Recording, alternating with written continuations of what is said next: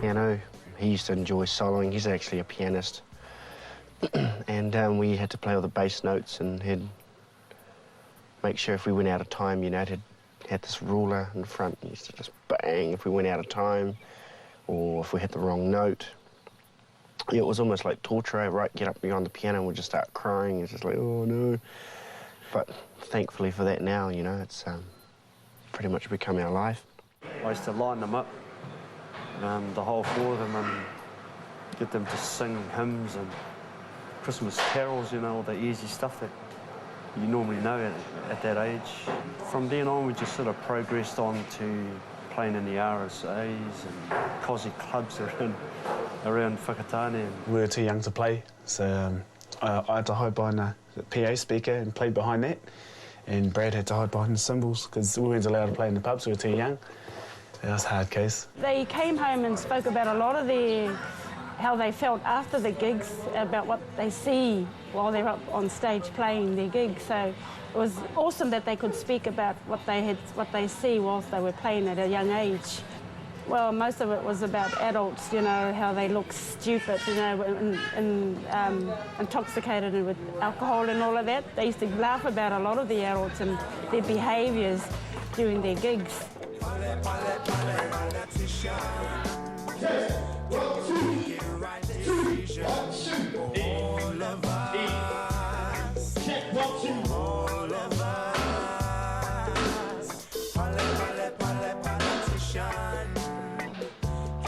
At that time, I was sort of involved with bands as well, and I thought, man, it would be neat if I could get one to play the drums, one to play the bass, and one to play piano, and of course the other one to play guitar. So I sort of encouraged them to take up each one of those instruments, although Brad was a natural because he would play the drums, you know, while he was eating with his knife and fork.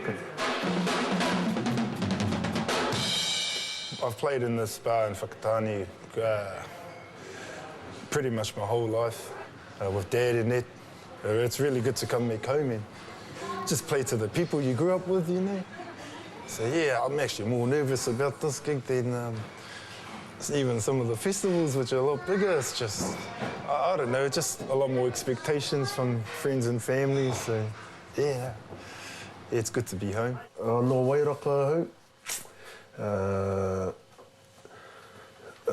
pupuke ko te iwi, ko mau naiti te mauna, ko hine mataroa te aua, te toroa o wairaka te marae. Ahakoa no Whakatāne nā tunane Kora, no te rohe o te whanganui ātara Kora a Dan, tētahi o nā mema tūturu o te roa Brunei. I met Laughton, the oldest brother, in Queenstown about 4 or 5 years ago. And I've been playing with him down there in a band down there with a couple of our other friends, and he sort of introduced me to the brothers. And, yeah, known them ever since.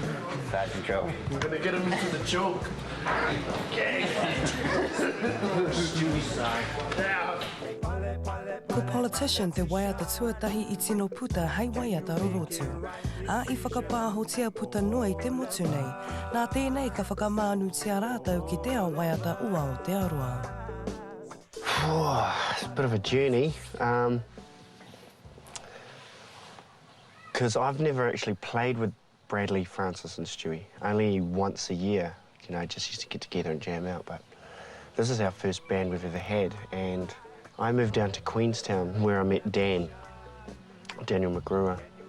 He was playing the bass and he was looking for a singer, and you know, I was a guitarist, and I said, oh, you know, I can sing a couple of tunes, and I couldn't really hold a note. But I just wanted to play music. I've been building before then, and I wanted to get back into music, so I lied, basically. So yeah, man, I can sing, and just jumped on the gat, and yeah, his styles was quite dubby and all that, and my brothers and that were still playing up in Whakatāne up north. With Richie, our sound man, they were playing some dope metal, like heaps of hard out metal. I ended up going to Wellington to go to New Zealand Drama School, and my brother Francis was there. He was a year ahead of me.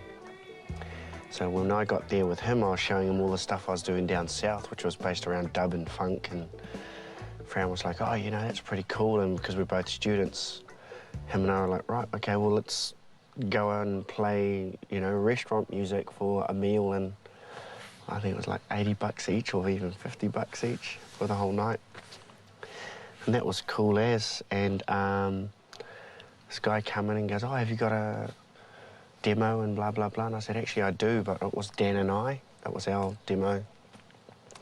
Gave it to him and he was like, oh, what are you guys called? And I looked at Fran and Fran looked at me and we were like, Kora. Yeah, that's what it is, man. But it was kind of like Dan and I's music. Yeah, when they first called me up, I was really keen. Really keen to start jamming again. I'd been in a few metal bands back home in Whakatāne, but we sort of stopped, and there was a good 2-year sort of break of not really jamming. I was still jamming with the old man, hardcore, but yeah, I missed just jamming properly. It was Waitangi Day actually, bro. Waitangi Day, and we played at the One Love and Velodrome. Radioactive were putting on. And that was our first gig, bro. Our first like proper gig, and then straight after that we went straight to Soundsplash. Yeah, just drove up Soundsplash and played up there. So that was our biggest gig, man. When we first started out, it was chores. Actually, that's probably one of the most memorable gigs, because just before we started, bro, Dan had this PC that he carried around, and he had Fruity Loops on it, and had a MIDI keyboard MIDI'd up to his computer. And we were just about to go on, bro. Everything was all sound checked. And he accidentally booted his cable, and it blew a fuse in his keyboard, bro, and we had no keys. So we ended up just going out the front, and we just went, oh, stuff it, man, and just jammed hard, eh?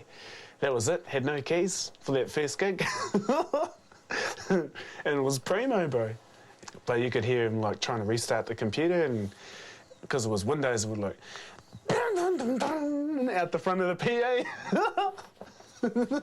This is the first photo that we took of that gig up in Raglan on top of the hill, where the keyboards blew out, and that pretty much sums us up to a T, man.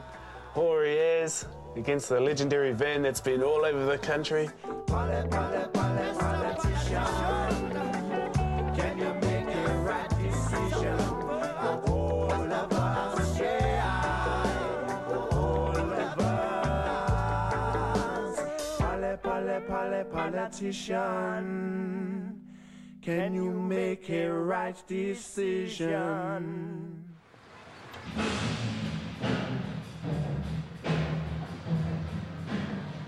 Hard, always hard, Whakatāne. Pretty staunch back home.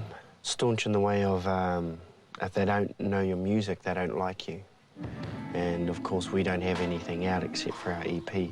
Sure, we're from Whakatāne, but that's basically as far as it goes. Whakatāne, man. Whakatāne is always the best, man.